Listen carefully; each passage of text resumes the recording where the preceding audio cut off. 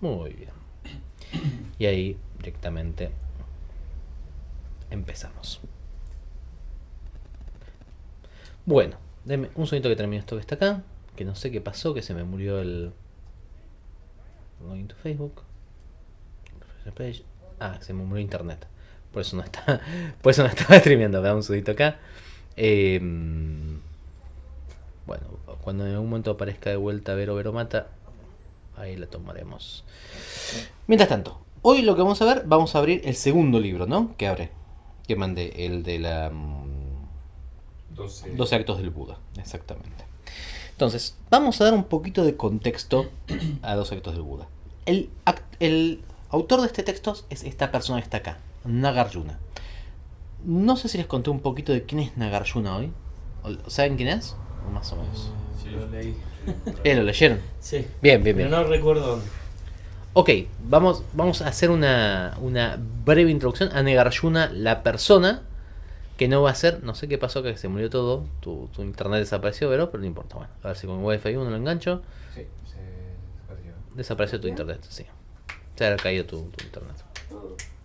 Bueno, les decía, ¿quién es Nagarjuna? Nagarjuna es un maestro que surge en la India en el siglo, entre el siglo I antes de Cristo y el siglo I después de Cristo, ¿no?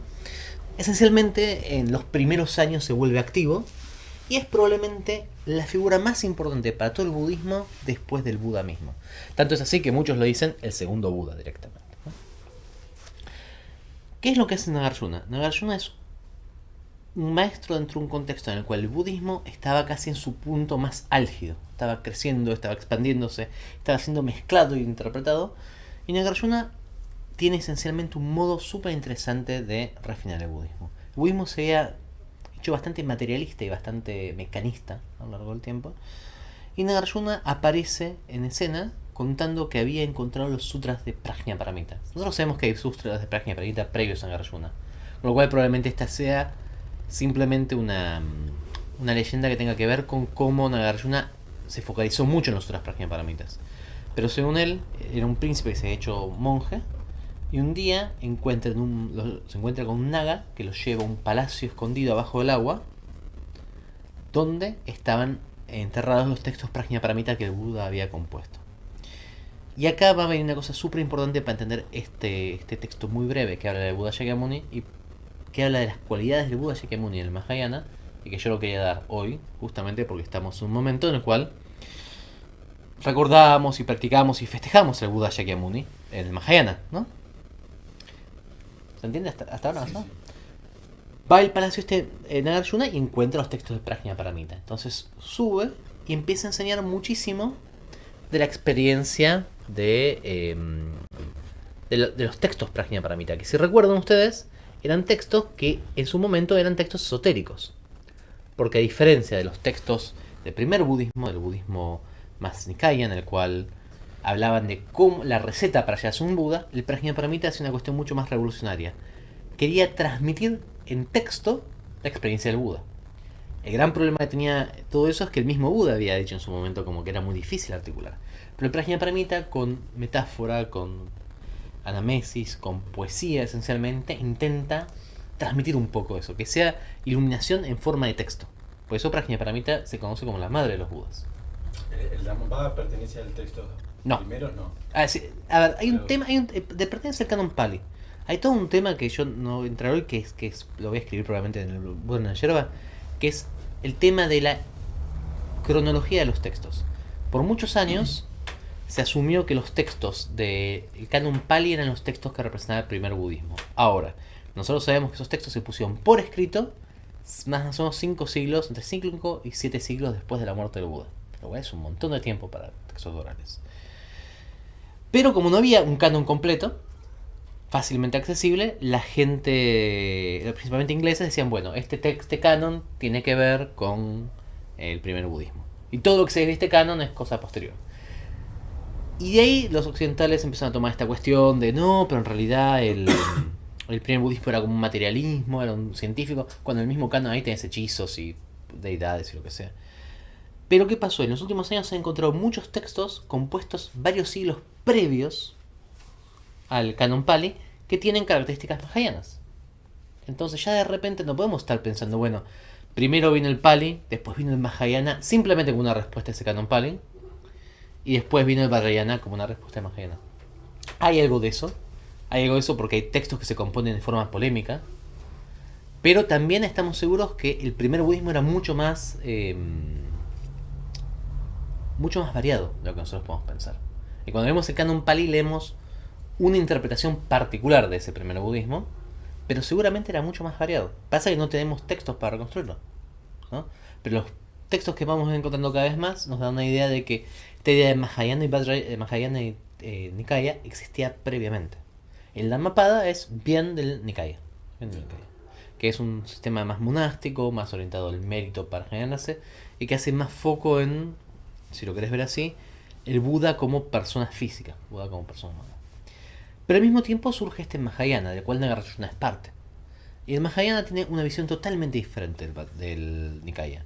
En el Mahayana, el Buda no es un humano, sino que se va a plantear es la teoría de lo que llaman los tres cuerpos, el Trikaya. Kaya es cuerpo, Tri es tres, ¿no? Entonces dice, en realidad, ¿cuál es la causa de un Buda? ¿Cuál es la causa última de un Buda? De quien explica la realidad. ¿Cuál es la base del Buda? ¿Quién se juega? A ver, entonces una pregunta, se queda en silencio. Tiro así. ¿La causa de la generación de un Buda? ¿Por qué un Buda existe? Entendemos para liberar a la gente sufriendo, a los seres sufriendo. Está bien, eso es como, digamos, como el Buda, digamos, cuál sería su misión, cuál sería su misión. Pero la base, ¿por qué existe? Existe porque existe una realidad que existe. Si el Buda es quien enseña la realidad o las cosas como son o como lo quieran pensar, tiene que haber una realidad para que el Buda enseñe. Ahora, esa realidad no es reductible a nada. Porque si vos reducís algo de esa realidad, ya no es la realidad, es la realidad menos algo. Una abstracción. Sería lo que Lacan llamaría lo real, ¿no? Es algo que es, o lo que Hegel sería das Ding, la cosa. Es algo que está afuera, sabemos que existe. En el texto de yo les paso una vez el de Tuan, ¿cómo se llama? El arquitecto, él dice, sabemos que el mundo real, más allá de lo mental, existe porque nos frustra. Aparece en enfermedades, aparece afuera, pero en realidad no podemos decir nada de él, porque cada vez que nosotros decimos estamos transformando en discurso, en palabra, en todo. Eso se va a llamar Dharmakaya. Dharma en este sentido tiene no como enseñanza, sino como realidad. O sea, la base de que existe el Buda es que hay algo que es real, ¿no? Y que el Buda de alguna forma nos puede conectar. Luego, el cuerpo físico del Buda lo va a llamar Nirmanakaya. Nirmana significa emanación. Pero acá en el Mahayana van a hacer una gran diferencia. Van a decir, Nirmanakaya no es como en el Nikaya, el cuerpo del Buda Shakyamuni, que es una persona puntual e histórica, sino que va a ser todo aquello que sirva para apuntar a la realidad. Entonces, ¿el Buda Shakyamuni era un Nirmanakaya? Sí, correcto. Ahí se plantea la dualidad. ¿Por qué? Y sí, porque si vos tenés el Dharmakaya, ¿no? Como la realidad, que abarca la totalidad, porque no puede haber una realidad más un cacho. Tenés el Nirmanakaya, que es lo que apunta a, hay un Nirma y hay una punta a. Pero eso no existe por fuera del Dharmakaya. El Dharmakaya es todo, y es sin forma. Pero nosotros vemos formas, nosotros estamos prisioneros de la dualidad. Porque para nosotros la experimentamos. ¿En realidad existe la dualidad? No, es backward, va a decir después Nagarjuna, que es lo que vamos. Pero la experiencia nuestra es sí. Yo digo, esto es un teléfono. Yo digo, esto es una cosa de madera con una señora. Es un cortador de papel. Esto es una torma, esto es un Ganesh o lo que sea. Pero en realidad, esto también es el Dharmakaya. Lo que pasa es que Dharmakaya es todo. Es sin forma y al mismo tiempo es la forma de todo. Entonces, lo que te va a pasar es que vos decís, está bien, existe, yo lo entiendo intelectualmente, pero en la práctica no lo vivo así. El Dharmakaya es la realidad en su totalidad. La realidad en su totalidad. La realidad en su totalidad también incluye tu fantasía sobre la realidad. Claro. Quiero decir, esto es interesante.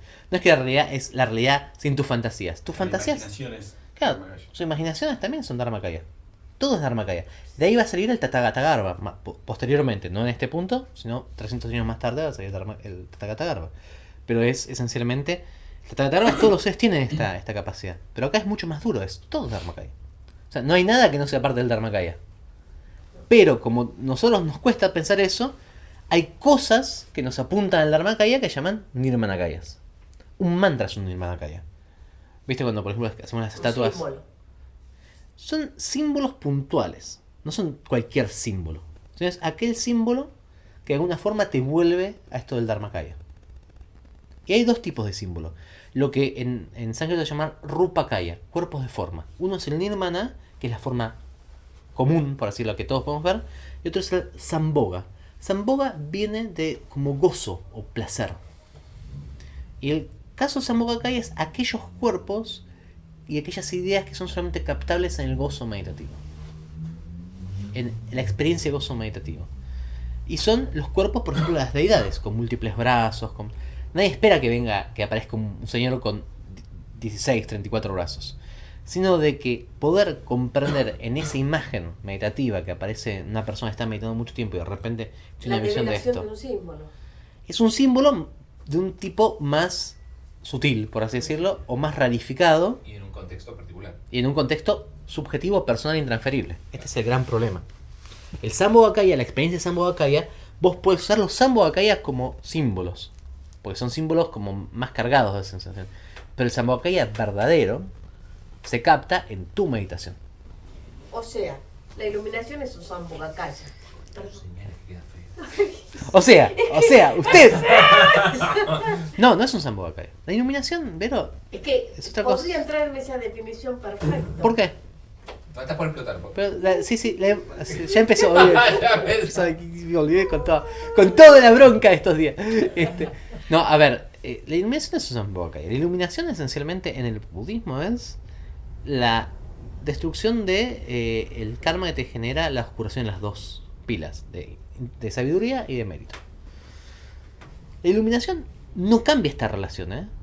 No cambia, vos seguís viendo Nirmanakayas, Sambhogakayas y Dharmakayas. Lo que cambia es tu relación con ella.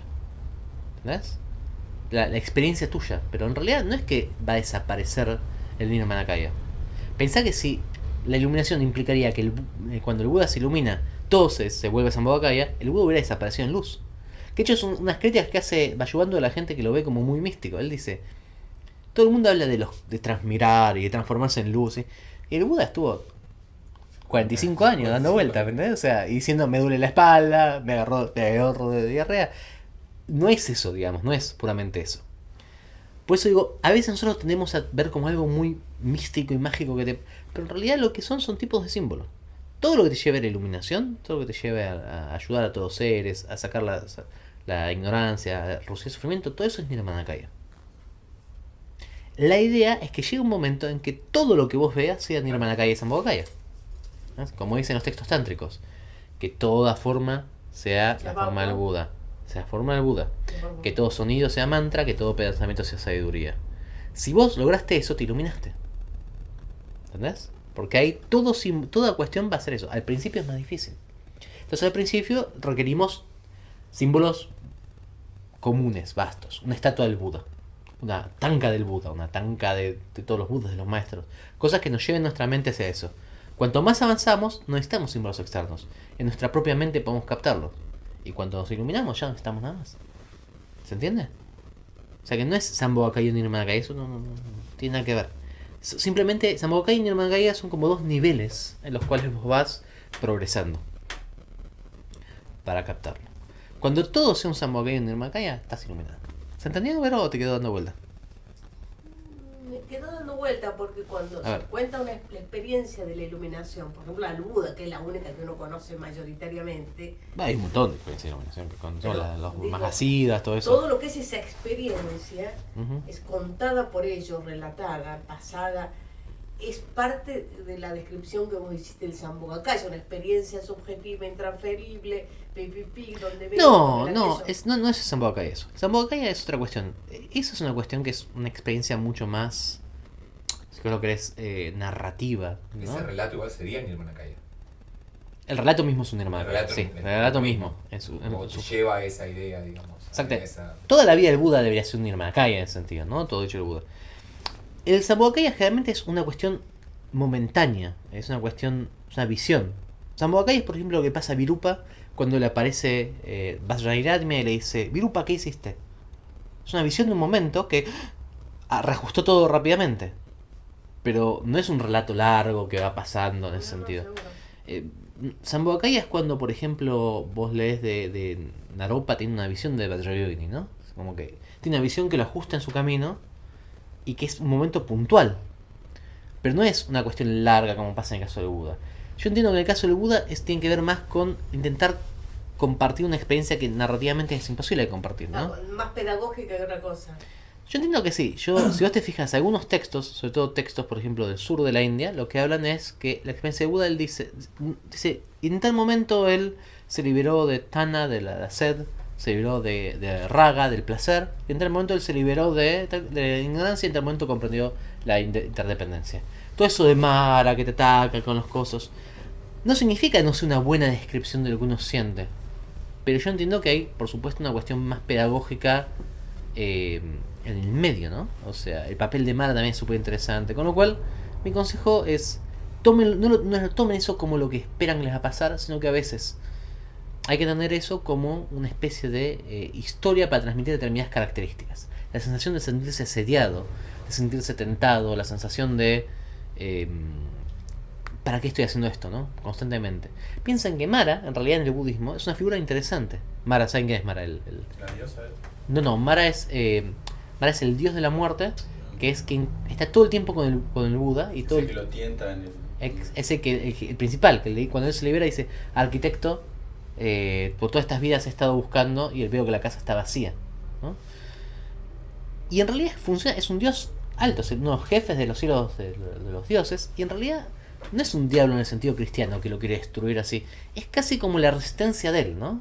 Sí, es una persona noble, es una persona inteligente, es una persona amable, es una persona con mucha virtud, que tiene mucha virtud en todo eso, y más es todo eso en él igual no quiere, como su último paso, ¿no?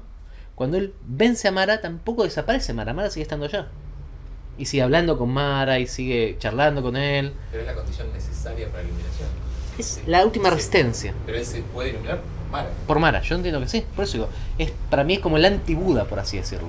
Y de hecho, si ustedes leen, por ejemplo, la historia de Taranata, él cuenta que Budapálita lo libera a Mara.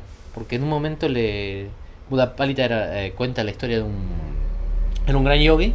Y entonces un día lo va a ver a ese Mara. Recuerden que Mara, los dioses en el budismo van cambiando, ¿no? También se mueren. Va a ver el Mara de la época que todavía está vivo, el de la época del Buda, que había pasado 600 años. Y lo ata con un ritual y le dice... Entonces le dice: bueno, me has atado, yogi, ¿qué quieres de mí? ¿Quieres poder? ¿Quieres riquezas? Y le dice: ¿vos lo conociste al Buda? Y el Mara dice: sí, lo conocí al Buda. ¿Cómo era? Le dice. Pero me hice todo este ritual para que te cuente el Buda, te cuenta cualquier tipo. Y dice: no, pero yo quiero... No hay nadie más que esté vivo que lo haya conocido como lo conociste vos. Vos tuviste cuando se iluminó. Contame un poco. Y entonces dice: bueno, ok, te cuento. Y toma hasta la forma del Buda. Y empieza a recrear lo que el Buda. Y se empieza a emocionar Mara y se da cuenta todo lo que el Buda le enseñó. Y se ilumina en ese momento. Se ilumina por el recuerdo del Buda. Es muy linda la historia, ¿no? Y después, por supuesto, aparece otro Mara, otro que toma el lugar ese, que ya no era el mismo.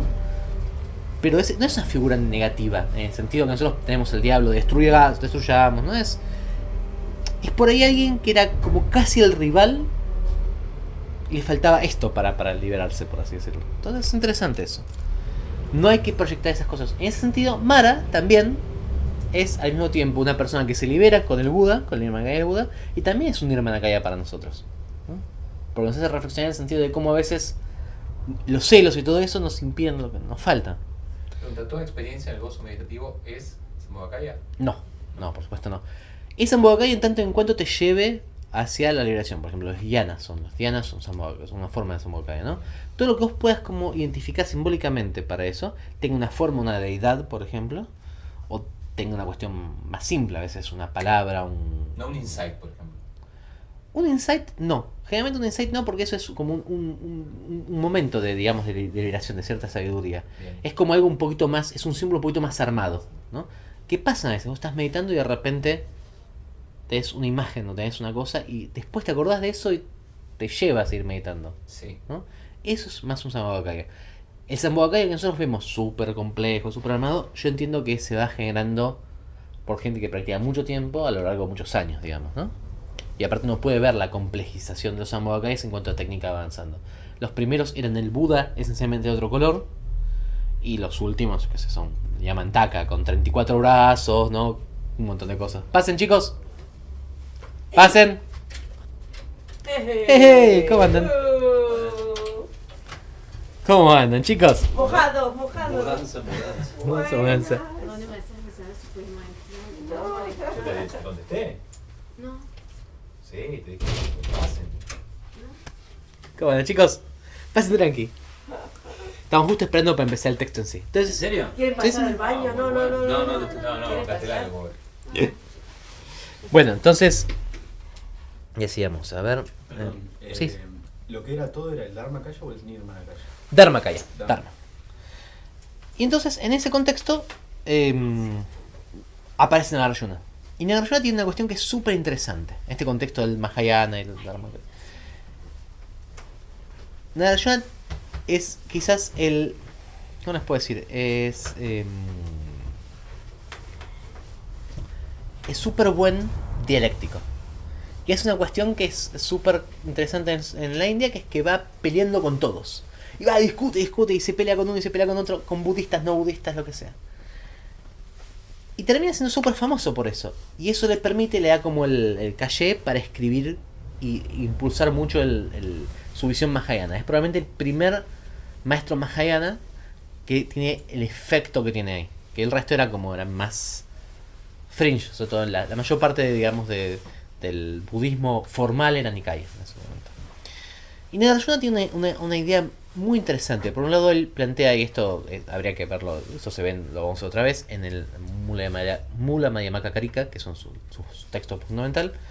Plantea un sistema del budismo de las dos verdades, lo que es la verdad convencional y la verdad última. Plantea un sistema muy parecido a lo que, por ejemplo, sería un idealismo hegeliano, si lo queremos ver en términos... Parmenides también, ¿no? Sí, pero Parménides sabemos tan poco. Sabemos tan poco en realidad que es como que en Parménides, los presocráticos, viste, que es como que te puede ser cualquier cosa. Tenemos fragmentos y es complicado. En Hegel tenemos muchísimo, ¿no? Y en Nagarjuna tenemos todos los textos. Y tenemos algunos comentarios de él mismo sobre sus textos y tenemos muchos comentarios de su discípulo Aryadeva. Entonces nos resulta mucho más fácil entender cómo llegó a eso. Y otra cosa que tenemos muy interesante en Nagarjuna, tenemos los textos a los cuales él les contestaba. Entonces tenemos siempre cuando uno hace un análisis de una postura filosófica, es importante entender lo que está diciendo la persona, pero aparte a quién se lo está diciendo y por qué se lo está diciendo, ¿no? Porque generalmente cuando uno hace una polémica filosófica, nunca parte de cero. Nunca parte de, bueno, qué es la vida, qué es la experiencia. Siempre pensás en alguien puntual o una postura puntual para responder. Entonces, sí, podríamos pensar en casos presocráticos, pero yo creo que habría que entender bien qué hace. Yo por lo menos no conozco tanto, ¿no? Pero bueno, Nagarjuna lo que empieza a plantear es, él dice, esencialmente, nada es realmente cognoscible, por así decirlo. Yo no puedo describir perfectamente nada. Ahora, no significa que yo no sirva el describir algo. Sirve en tanto en cuanto entendamos que ninguna explicación es 100% correcta. Y entonces, ¿cuál va a ser el uso del lenguaje? Va a ser puramente utilitario en Nagarjuna. Va a decir, sirve en tanto en cuanto conduzca a la liberación. Si no conduce a la liberación, gente, tirémoslo, no sirve, ¿no? Y esto va a permitir que Nagarjuna tenga una actitud mucho más despojada sobre la historicidad de determinadas cuestiones. Que es una actitud que el budismo Mahayana y el Vajrayana especialmente ha cultivado con tiempo, y yo creo que sirve, ¿no? Sirve en tanto en cuanto uno quiera o ayudar a la liberación o quiera contar una buena historia. Probablemente no sirva si uno quiere establecer un conocimiento historiográfico. Quiero decir esto y a mí me pasa. Por un lado, yo laburo como académico dentro del campo del budismo, para lo cual esto es terrible porque tenemos 20 autores con el mismo nombre, por ejemplo. Yo quiero escribir algo que quede bien para un budista, yo podría firmar Nagarjuna y está todo bien. Pero me dirás, ¿vos no sos Nagarjuna? ¿Qué pensás? ¿Sos la emanación? No. Porque para Nagarjuna, quien firma no importa. Importa lo que está escrito. Ahora, por supuesto, para armar una cronología, por ejemplo, para armar una idea del pensamiento de Nagarjuna, el gran problema que tenemos en Occidente es hay 200 Nagarjunas. Entonces, que de todo lo que escribió Nagarjuna, que dice Nagarjuna es Nagarjuna. Es un problema nuestro. Pero para Nagarjuna no es un problema.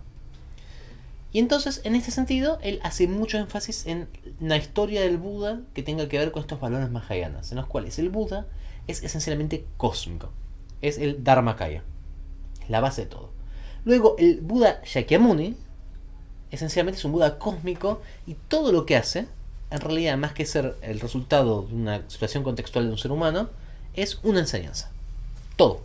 Absolutamente todo. Y esta va a ser la gran discusión de principio de era común en la India, en relación al budismo. ¿El Buda era un ser cósmico que se había manifestado y todas sus enseñanzas eran el juego de su mente y, digamos, la forma de enseñarnos? ¿O realmente era una persona humana que tenía problemas humanos y que respondía de una forma u otra? Toda esa va a ser la gran pelea. Hasta Nagarjuna era considerado un humano que se liberó. Hasta al día de hoy, no, hasta el día de hoy hay un montón de escuelas budistas que lo consideran eso. meramente humano. Sí. Hay grandes movimientos budistas ahora modernos, como el budismo secular, o por ejemplo, parte del budismo zen, que es para eso es un humano, ¿no? Al mismo tiempo tenés, por ejemplo, toda la rama de budismo chino, que es gigantesca, en la cual el Buda nació en Tushita y se emanó, ¿no? La cuestión de Nagarjuna, para mí, la respuesta de él sería ¿cuál ayuda más a la iluminación? ¿Y cuál es la mejor historia? ¿No? Para mí, a mí me sirven las dos cosas, ¿no? Yo les voy a decir esto personalmente. Si bien nuestra escuela sostiene que ni siquiera es el Buda, es el Buda Vajradhara, ¿no? Que es un Buda tántrico más complejo. Hay veces que a mí me ayuda a pensar el Buda no como una persona particular, sino como esencialmente Una experiencia humana. Sí, una experiencia. No, al revés, como la mente iluminada, más allá del humano. Ni siquiera tiene que ser humana. Es la experiencia de sabiduría. Y me hace de esa forma abstraerme un poco de lo que dicen los textos, porque a veces estamos hablando de textos que se han creado hace 2500 años en una sociedad totalmente diferente, como esa gente, vieron que dicen que dice el Corán sobre Twitter. Sí. No importa, lo vas a encontrar. Y después tenés la gente, por ejemplo, en algunas escuelas, el otro día empecé en algunas escuelas de ocultismo que hacen gematría, es la cosa de los nombres, es decir, bueno, Twitter suma tanto en el alfa, entonces es igual a... Y vos decís, no, pero bueno, para esa gente es válido. Para mí lo que sirve es decir, bueno, me abstraigo de esto e intento pensar desde un lugar de sabiduría, sirve o no sirve.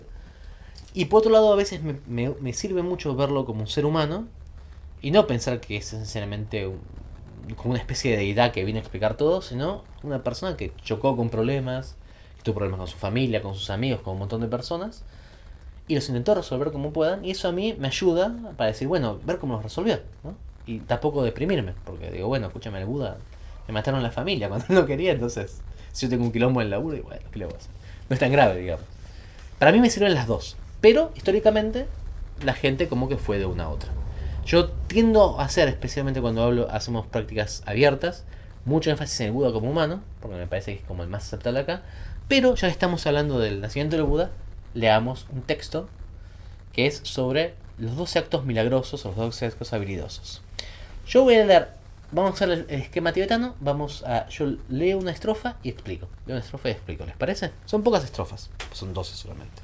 ¿Está en las plegarias? Lo mandé al grupo de Palen Sake, lo tenés que tener Ah, bueno. en PDF. Si no te lo mando igual de vuelta. No, no te preocupes, lo escucho. No, está en PDF, para ver. Ah, ok. ¿Lo tenés? Ahí mismo, lo mandó No. en el grupo. Claro, al palde. ¿Hay uno de WhatsApp? ¿Sí? Ah, no. ¿No te lo sumé? estoy. Ah, listo. Perdón. No pasa nada. Decime tu teléfono de vuelta a ver si lo tengo.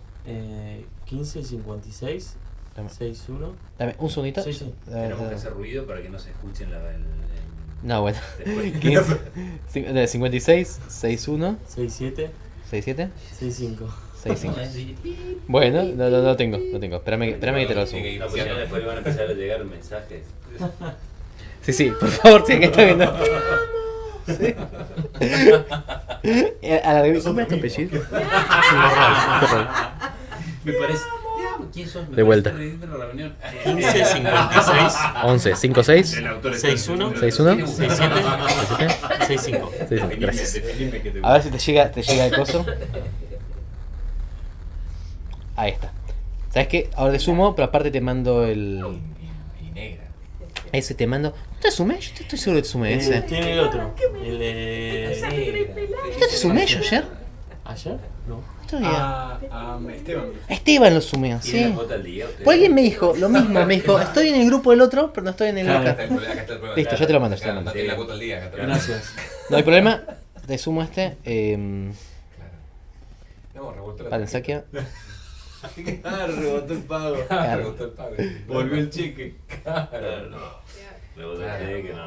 No, pero eso vos entras ahora. Puro, esto vino lo pagás muy y te lo charlado, resuelve. ponete 24 horas, firme. 48 horas máximo. Sí, pero Ahí voy. interés, por supuesto. ¿Para que lo sumo ese? Obligación administrativa. Ahí está. Mucha indisciplina en esta Entonces ya tenés que estar en el. Vos hablas, son muy poco serios hablando de bancos. Ah, lo que pasa es que. Bueno, igual no te das drama, lo voy leyendo. Igual ya estás, ya estás. Te aseguro que estás. Listo. Y ahí lo acabo de reenviar. Bueno, volviendo al tema. Yo leo una estrofa, si les parece. Y vamos explicando. ¿Les parece? Con habilidad y compasión nació en el clan Sakya. Inconquistable por los demás seres, derrotó a los demonios de Mara. Vuestra forma física brilla cual montaña de oro. A usted, rey de los Sakyas, le rindo homenaje. Este es unos versos más simples, pero esencialmente marca un par de cuestiones de la concepción básica del Mahayana. Primero, el nacimiento de él lo pone como consciente. Es algo que es habilidoso y compasivo.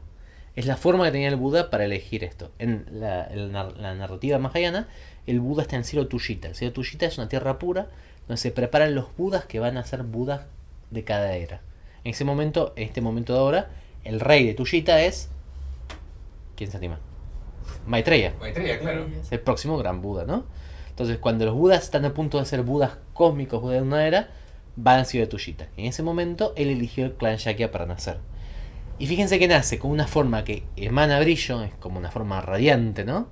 Y que aparte nace sin poder ser derrotado. Entonces lo que nos dice acá es, cualquier tipo de conflicto que ustedes vean en la historia del Buda es esencialmente un juego de él. Es un juego casi divino, por así decirlo, para enseñarnos a nosotros.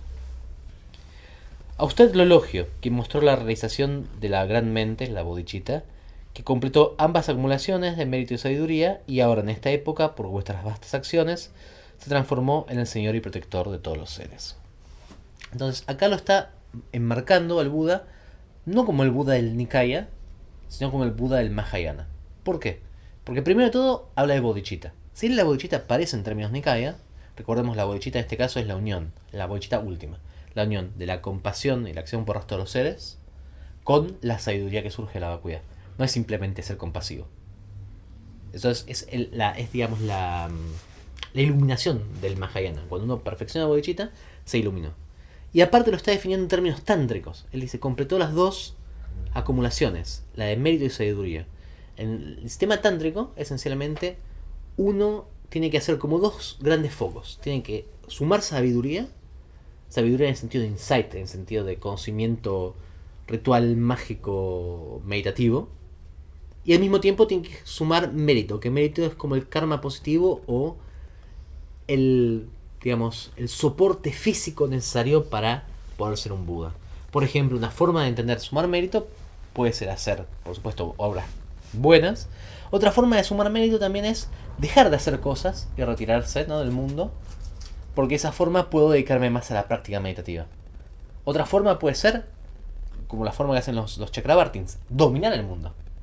Tener un poder político y digamos, policial, si quieren, fuerte, para ayudar a que la gente pueda iluminarse. Con lo cual, no es necesariamente hacer cosas buenas en el sentido más simple, sino que uno, cuanto más sabiduría tiene, más habilidosamente puede hacerlo. Entonces, ambas dos pilas se van complementando. Quien completa esas acumulaciones es quien se ilumina dentro del Mahayana esotérico. Y dice, y por esta época se transformó en el Señor de todos los seres, el protector de los seres. Esencialmente indica que es el Buda principal de la época. Homenaje a usted, maestro de los dioses, que sabiendo que el momento de subyugar el mundo humano había llegado, y descendiendo a la tierra pura en un gran elefante, profetizó su familia y entró en el útero de de la reina Maya Devi, perdón. Acá tenemos otra cuestión interesante. Fíjense cómo lo plantea Nagarjuna. Nagarjuna dice, él es el maestro de los dioses. Significa, en el momento en que estaba en el cielo, el término que usa en sánscrito es Gurudev. Gurudev es el gurú de los devas. Pero hay un deva cuyo título es el gurú de los devas, que es Júpiter. Cuando nosotros decimos Júpiter en sánscrito, realmente decimos o Mahaprasma o Guru, directamente. Guruji es Júpiter, que cumple la misma función en el panteón grecorromano. Júpiter es el rey de los dioses, ¿no? Entonces era como Júpiter entre los dioses, el primero de todos. E igual bajó al mundo de los humanos, de este mundo. Y fíjense para qué bajó, para subyugarlo. O sea, tú Dios y humano. En realidad era un Buda, era un Bodhisattva en ese momento. Pero era como más Dios que los dioses, digamos, ¿me entendés? Cuando todos los dioses querían hacer algo, le iban a preguntar a él. Entonces es una figura muy poderosa. Y baja para subyugar al mundo de los humanos. No baja para enseñar, o no baja para ayudar, baja para subyugar.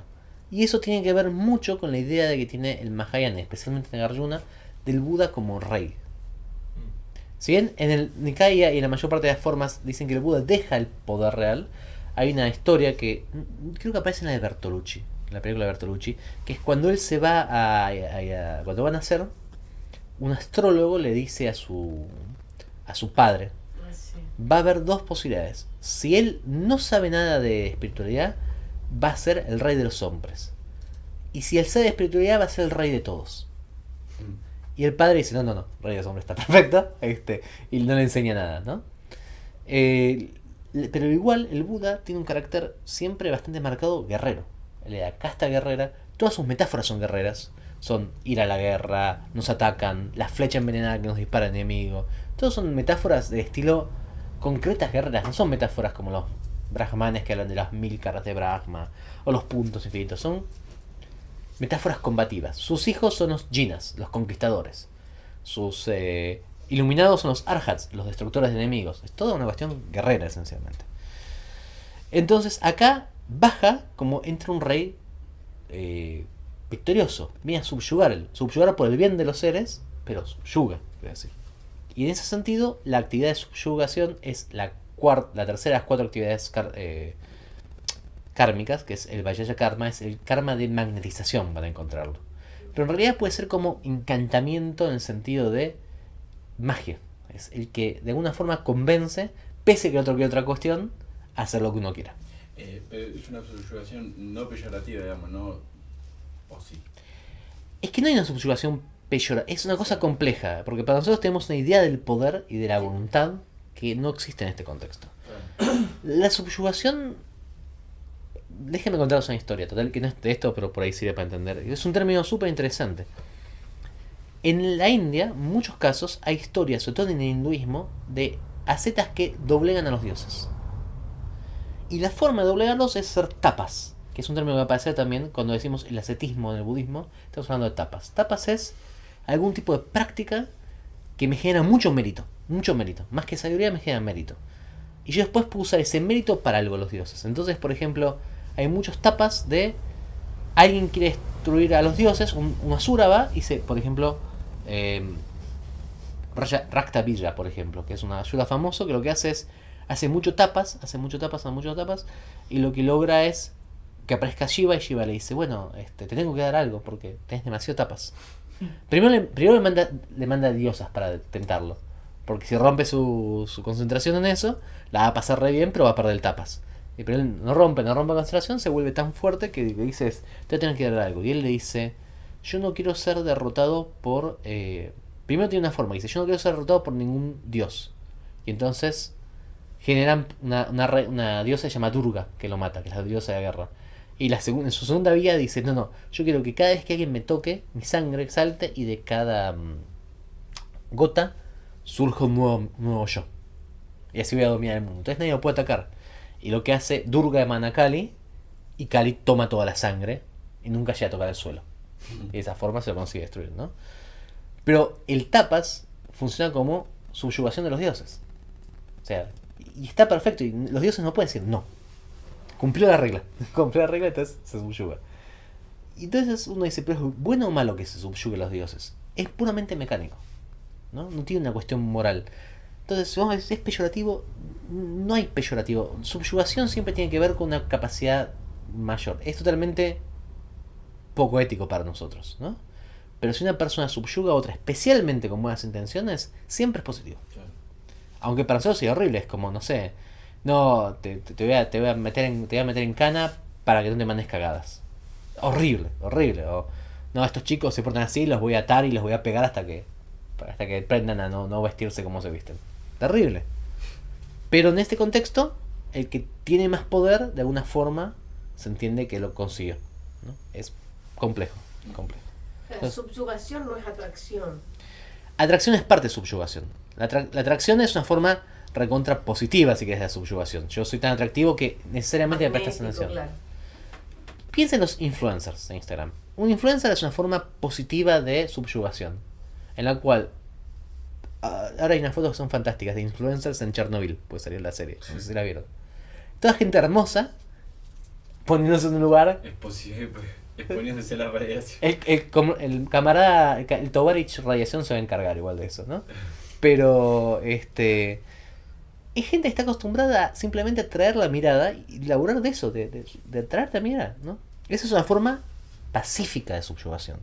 Una forma más violenta de subyugación puede ser, por ejemplo, el caso del cristianismo con los guardias.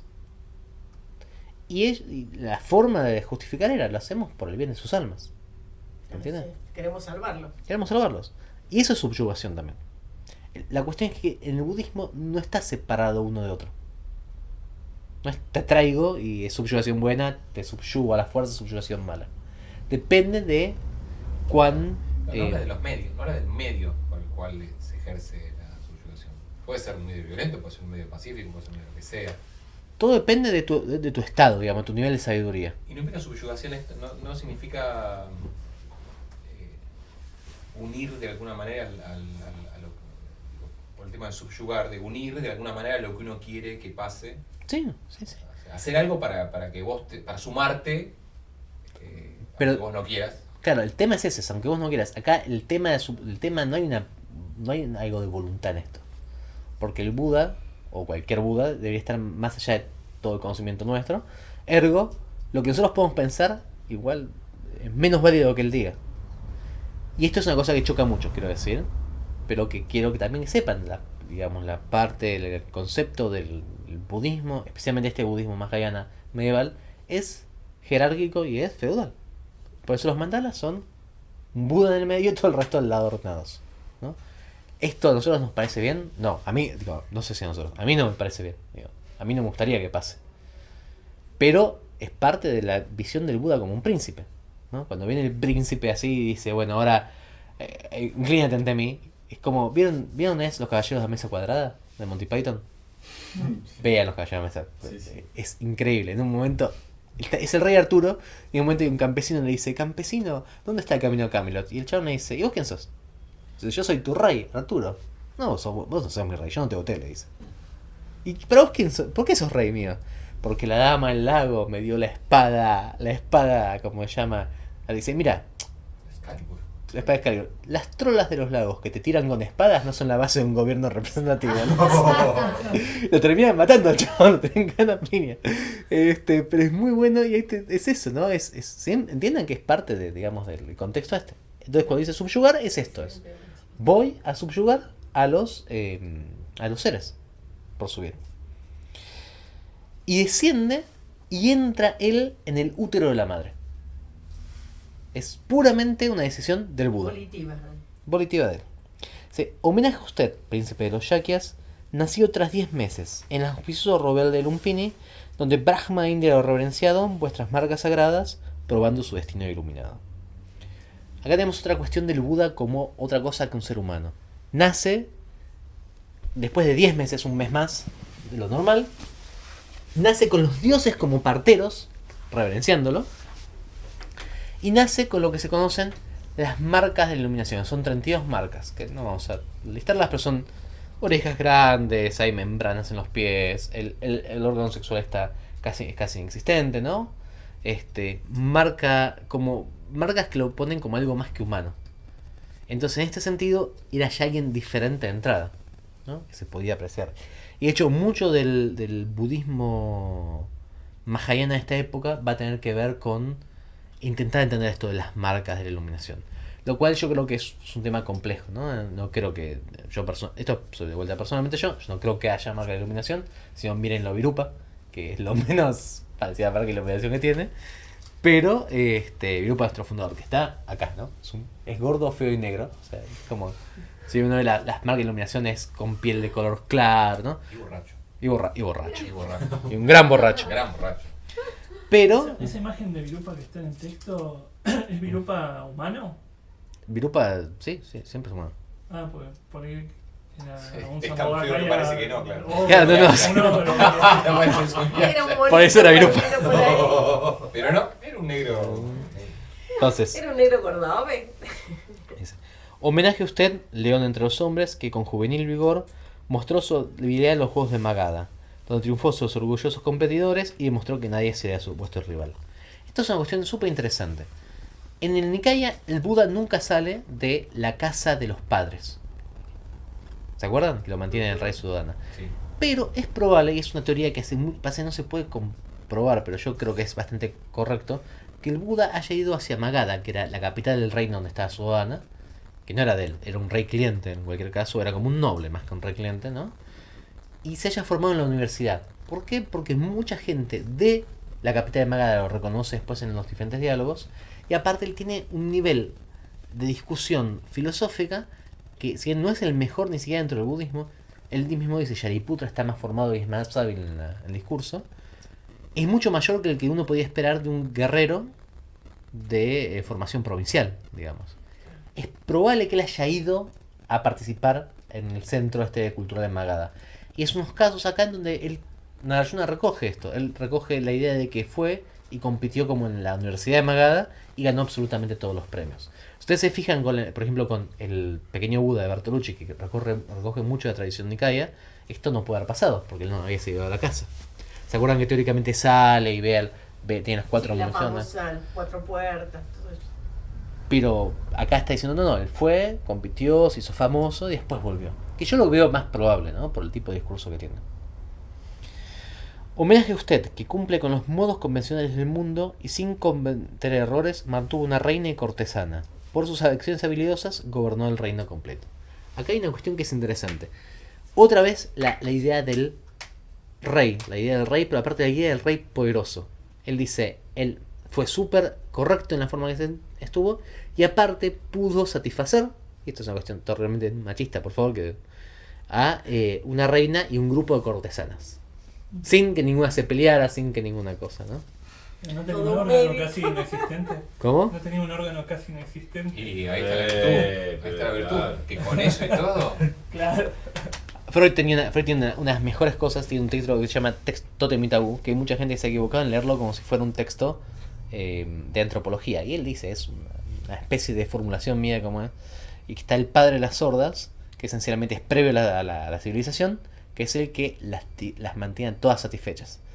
Y después cuando se lo matan, los hijos lo matan exactamente por los celos, se empieza a estrenar la ley simbólica. Y Lacan en un momento está en un congreso y están quejándose Freud como antropólogo, y Lacan dice, pero es obvio que es una fantasía. ¿Cuánto cuesta mantener a una persona satisfecha? ¿Cómo hay que acá está todos, ¿no? Acá es un poco esto, acá es el padre de las sordas perfecto, porque no la mantiene todas satisfechas, sino que aparte gobierna el reino bien. Y todo el mundo lo adora. Esencialmente es como el rey perfecto. Y esto va a ser importante porque mucho del budismo va a tener una cuestión mucho más asceta, pues es el principio del budismo en la vuelta del poder político, ¿no? Piensa, es un texto de principio de el primer siglo de la era común. Y estamos hablando acá del Buda, que era y debe ser como el rey perfecto, el Chakravartin. Para pensarlo así, el rey filósofo de Platón, ¿no? Entiendo que no hay, perdón que interrumpa, Ujú. entiendo que no hay un camino de iluminación en este relato. Que él nace iluminado y hace un camino y él se muestra. Como Desenvuelve, mostrando, pero no hay desenvuelve una cuestión su- donde él tiene un conflicto y me tengo que... No existe. Es lo que yo decía al principio. Esta es la visión bien mahayana, Claro. en la cual todo lo que él hace es una forma de enseñar. Todo lo que él hace es nirvana o samboga, por así decirlo.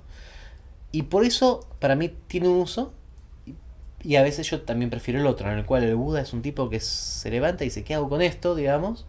Y se pelea, discute y eventualmente llega a la iluminación. Ahora, para Nagarjuna no habría problema en ninguna de las dos, ¿no? Yo creo que eso es lo que tiene Nagarjuna muy bueno, que no se aferra a nada. Entonces, te dice, ¿te sirve pensarlo como un humano? Pensarlo como un humano. ¿Te sirve pensarlo como una deidad uránica que vino a la Tierra a liberarte? Pensarlo así. ¿Cuál es el problema? A mí, el problema es mío, creo. Si yo sé que tengo un problema, pero el problema es puramente mío.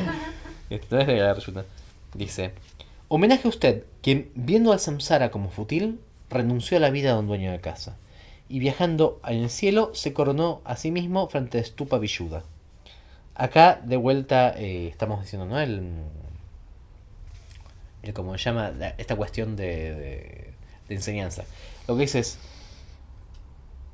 sabiendo que el samsara era fútil, dejó la vida de hombre de casa para mostrar que se tiene que dejar, esencialmente. Ahí estamos, es una enseñanza claramente. ¿Y qué hizo? Se fue a coronar a sí mismo. O sea, viajó en el cielo, salió volando, digamos. Y literalmente salió volando en los textos mahayana. Y se corona. Se corona es en el momento que se corta el pelo, ¿no? Y se pone el mira que tienen como una cosita acá arriba, se llama Ushniya esto. ¿Y qué simboliza? La iluminación del Buda. Ushniya Vihaya y Ushniya Siddhartha son todas las deidades que surgen de esta parte. Que de es como una Karunaya. protuberancia. La protuberancia cae en lo que se llama el Brahma Rudra, la puerta de la Brahma, que es una parte súper importante de la práctica tántrica, ¿no? Es como después de la fontanela, ¿no? Claro.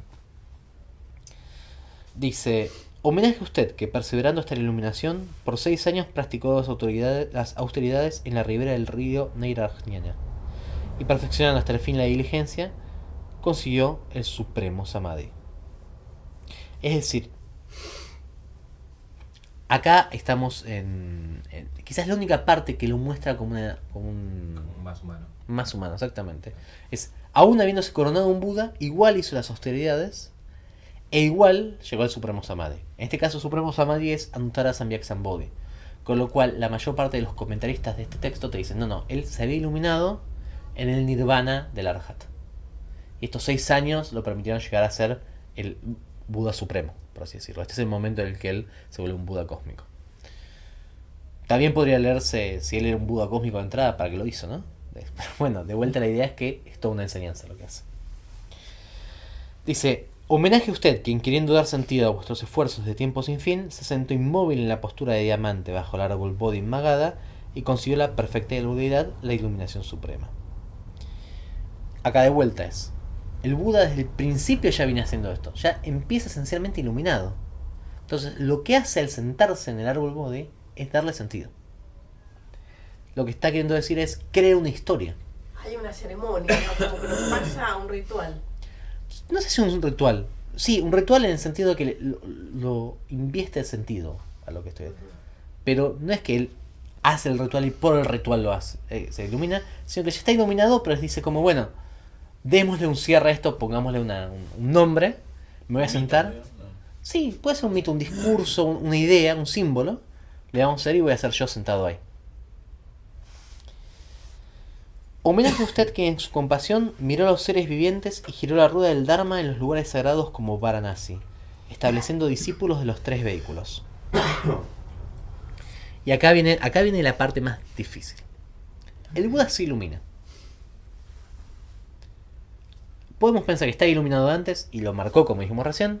Podemos pensar que este texto todavía dice, bueno, está un poco iluminado y se terminó de iluminar, lo cual es medio raro, ¿no? Como medio embarazado, digamos. Exactamente, o medio embarazado o medio muerto, esencialmente. Es complicado. Pero póngale, ¿no? Es una lectura posible. O no estaba iluminado, pues estaba ahí al punto y con esto cerró. Hasta ahí es más o menos compatible con lo previamente visto en los relatos Nikaya, como Buda Ghosa, Buda Parita. Ahora cambia. Lo primero que va a hacer es va a enseñar en Varanasi, lo cual es igual que el resto de los relatos. Va a empezar en Sarnath, en el Parque de Ciervos. Pero acá dice, va a establecer discípulos de los 3 vehículos. ¿Cuáles son estos 3 vehículos? ¿Y qué es la diferencia con todo el resto de los relatos previos? que no establece discípulos de 3 vehículos, establece discípulos. Entonces lo que dicen va a haber, va a decir Nagarjuna en el comentario, va a estar los discípulos de los lados de los Pratekya Budas, ¿no? Que son aquellos que practicando solos de su forma llegan a la iluminación. Ok, esos discípulos a nadie le importan mucho porque en realidad es como que gente por ahí escucha algo del Dharma o que se siente imita a alguien, se ilumina, pero nunca le va a interesar comunicarse, nunca va a interesar hacer como que está fantástico. Hay un sutra que habla mucho de esto, que es el sutra renunciante, pero es como el único sutra. El resto del budismo es como que, bueno, mira, por ahí es una señora que está en su casa y se dedica a meditar y un día de repente se ilumina y ni siquiera sabe lo que es el Buda, digamos, pero se iluminó y no quiere contarle a nadie. Se queda en su casa tranquila hasta que se muere. ¿Está bien? Sí, pero mucho más allá de eso no podemos decir. Los Shravakas o los Arhats, el vehículo que escuchan, la comunidad del primer Nikaya. Y estos van a ser los clásicos que después van a terminar en el Theravada. Y los Bodhisattvas. Esos 3 vehículos va a haber una gran diferencia. Los primeros, los Pratikya Budas, casi no van a conocer el Buda. O directamente no lo van a conocer. Los segundos van a ser la base del budismo monástico, el Nikaya. Y van a aprender del Buda en Nirmanakaya. Y los terceros van a ser la base del Mahayana y van a aprender del Buda en Sambhogakaya. Entonces, ¿qué va a pasar? Los primeros no le importan mucho a nadie porque interactúan con el resto. Está bien, están buenísimos, bien por ellos, pero ya está. Los segundos van a hacer lo que el Buda enseñó. A los primeros y los segundos. Pero los terceros, los bodhisattvas, van a hacer lo que el Buda enseñó a los primeros, a los segundos y a los terceros. Son los que... Pero van a ser los únicos que sepan lo que le enseñó a los terceros. Por lo tanto, van a ser los únicos reales herederos del Buda. Y acá empieza... nombres, apellidos. Los bodhisattvas, Vimalakirti, todo lo que es... El Dalai Lama entra dentro de... Igual es un texto en Arjuna es de hace 2000 años. Todo lo que teóricamente todos los que seguimos en Mahayana seríamos parte de ese tercer grupo. Yo tengo mis dudas y la verdad que a mí esta cuestión que hacen los autores de separarlo tanto, para mí no está buena. Y aparte para mí no es real. O sea, yo conozco gente Theravada que medita horrores y que vos me digas que una persona es mejor simplemente porque... Gente que Mahayana que nunca en su vida medita y que fue una charla de alguien y dijo, no, yo soy re Mahayana y se compra libros de Zen y nunca medita. Para mí no puede decir que es mejor practicante, por más que debiera. ¿Qué? Una pregunta. La posición de Nagarjuna, cuando él plantea, bueno, Tushita, Buda, etcétera, etcétera. Sí, no lo plantea él. Pero digo, cuando él baja ahí, ¿en qué lugar quedamos los humanos con respecto a la iluminación y a los Budas? ¿Cómo funciona dentro del esquema Mahayana, el Mahayana del siglo I y siglo II, el humano? La iluminación, el primer Mahayana, el Mahayana más cósmico, no es lo mismo que el Mahayana ahora. En ese momento el Zen no existía, el Tantra no existía, pero lo que existe son la idea de mundos y diferentes tierras puras. Entonces la idea es que uno en realidad lo que hace es va generando la causa de nacimiento de Budas en otros niveles más avanzados. Esencialmente, para decirlo, si lo transmigra uno, la forma más fácil de decir es uno como Buda se va entrenando, como Bodhisattva va entrenando a ser Buda en diferentes tierras cada vez más puras. Empezás en los infiernos y vas por los méritos moviéndote entre vida y vida. Y tu única forma de, digamos, de movimiento real en ese primer budismo es el momento de la muerte. O sea que vos vas a tardar eones. Por eso se dice los 3 eones de vidas. Entonces vos vas a... Toda la práctica que vos haces ahora no te va a servir para nada, salvo para el momento que vos te mueras. Y en el momento que vos te mueras, según el mérito que vos hayas acumulado de tu sabiduría, vas a generar las causas de renacimiento de otro ser en una tierra más pura. Y esas tierras puras hay montones. Fácil, yo así de memoria voy a conocer 30 y pico, y seguramente hay más, ni siquiera es mi área, entonces de ahí un montón más. Pero todas terminan en Tushita. El momento que vos renaces en Tushita, tu próxima vida o la próxima cosa que generas es directamente un Buda como esta. ¿Entendés? Entonces cuando baje Maitreya se va a liberar digamos, como un lugar en Tushita para el próximo. Maitreya ya está.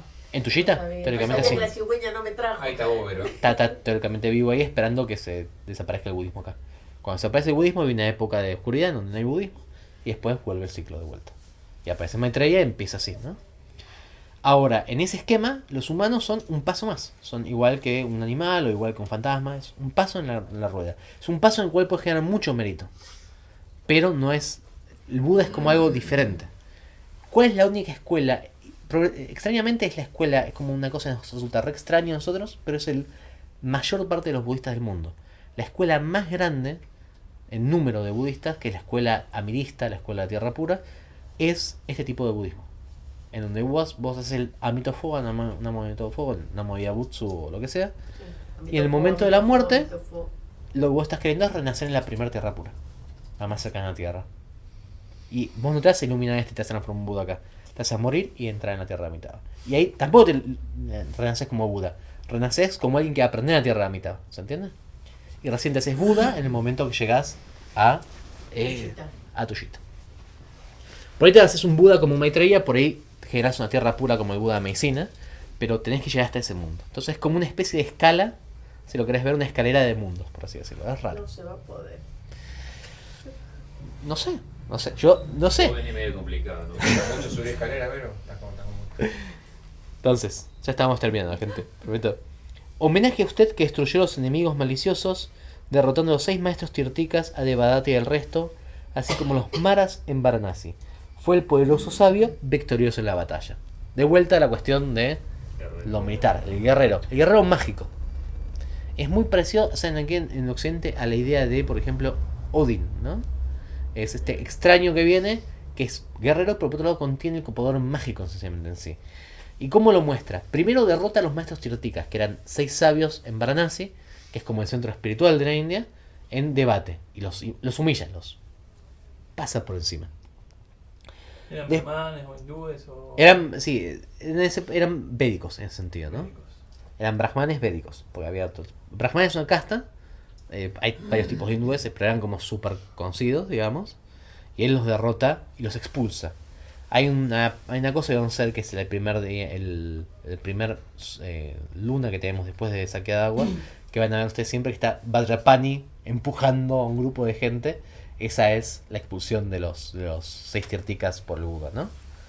Primero los derrota dialécticamente y después los derrota mágicamente. Derrota a su primo Devadatta que lo quería matar, ¿no? Derrota a todos los demonios de Varanasi, todos los espíritus hindúes que lo querían destruir, y los subyuga, ¿no? Con su poder mágico, los ata al Dharma. Y los ata de vuelta de forma no voluntaria, los golpea hasta que los ata, ¿no?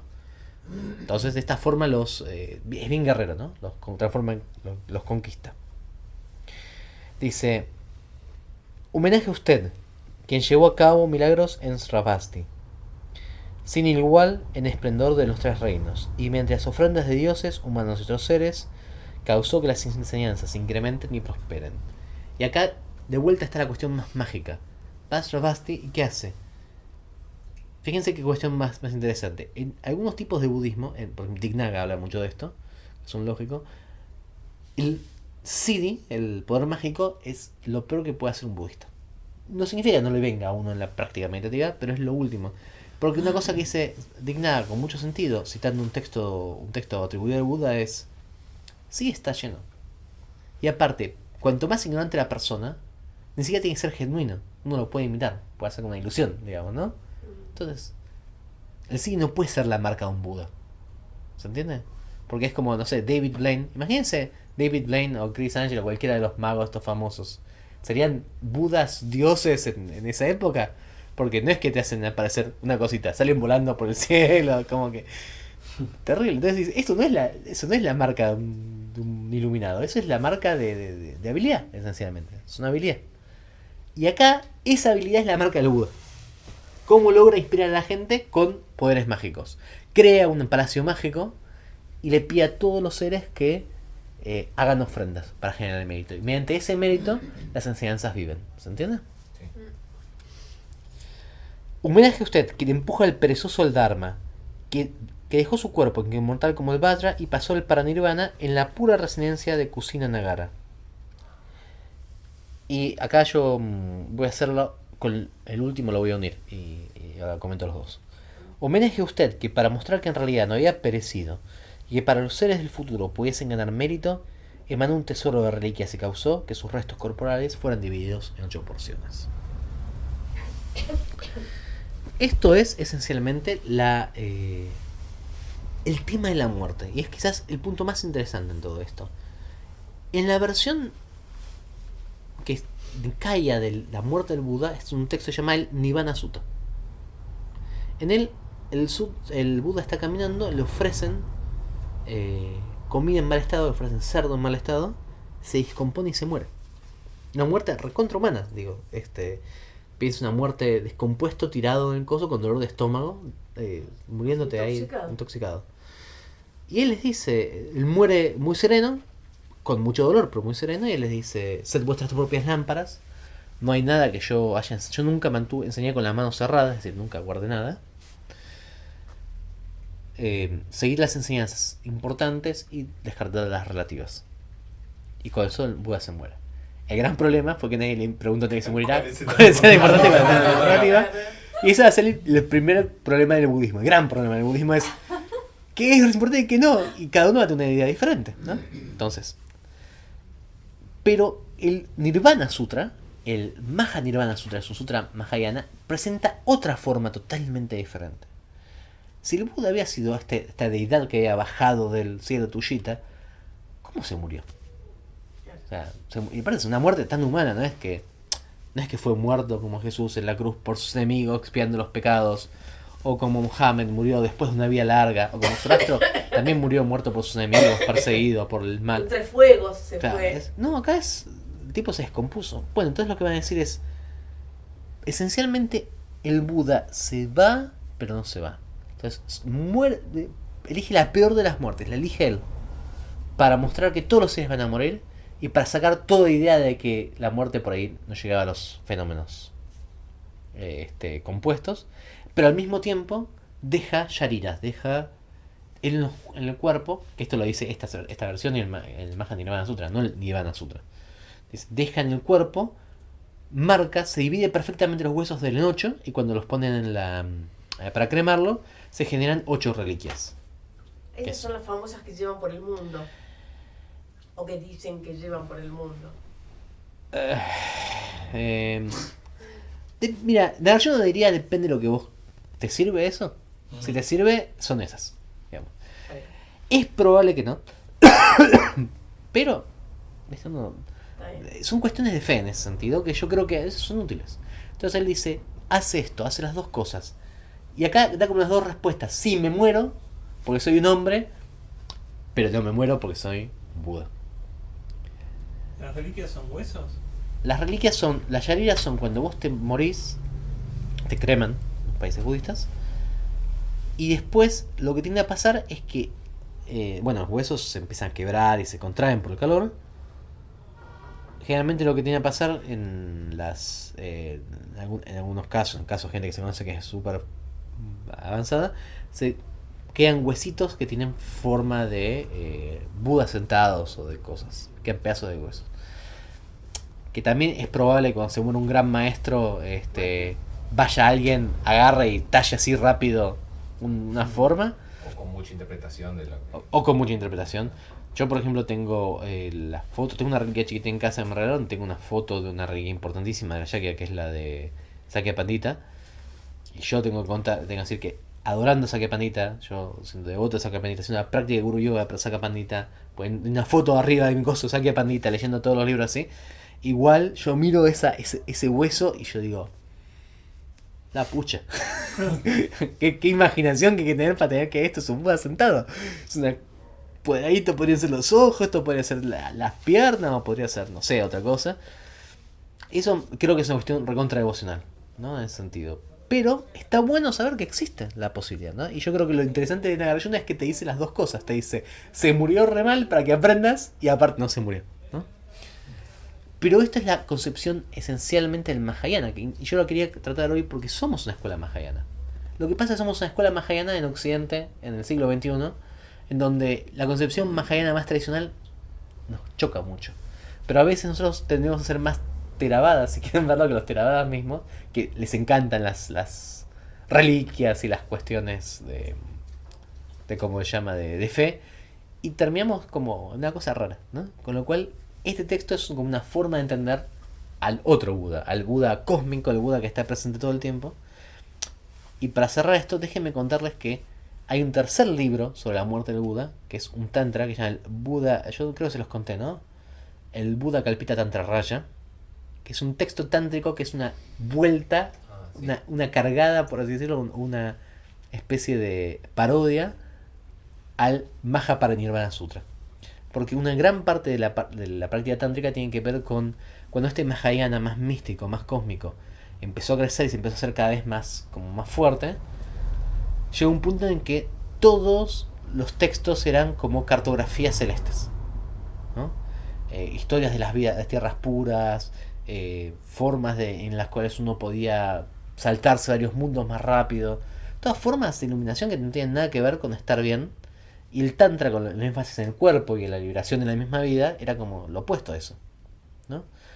Piensen que el tantra empieza como una forma de liberarse en este cuerpo, mediante el cuerpo en esta vida, y se choca mucho con esta comprensión de, bueno, yo me voy a liberar después de infinitos, de 3 eones, en los cuales voy a renacer, por ejemplo, como un alienígena esencialmente, ¿no? En otro mundo, con otras reglas. Todo eso se choca mucho. Entonces, hay un texto muy interesante que se llama el Buda para Kalpita Tantra Raya, que cuenta la muerte del Buda y la cuenta así. ¿Yo les conté esto? Sí. ¿A vos te lo conté? Yo no. A vos te lo conté 20 veces. Sí, ¿Sí no te acordás? a ver, contame. ¿Y no te acordás Es una esta visión historia? bizarra, no sé por qué no está ni SAT, no hicieron la película ni ¿No te acordás esta historia? Esta historia es imposible de olvidarte. A ver.